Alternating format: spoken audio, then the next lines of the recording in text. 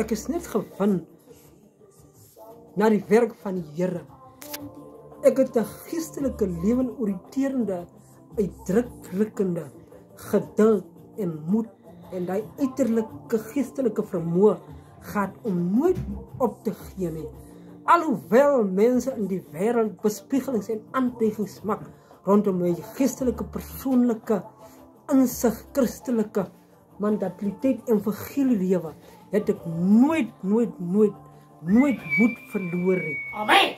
En sommige tye voel ek so, ek is sielkundig afgebreek in hierdie visie en missie geestelike 'n sangvlak van my of 'n loopbaan. Dan voel ek sommige tye so, dan kom die God van Abraham en Jakob, dan kom omhels hy my met hy nederige gesin en hy geeslewe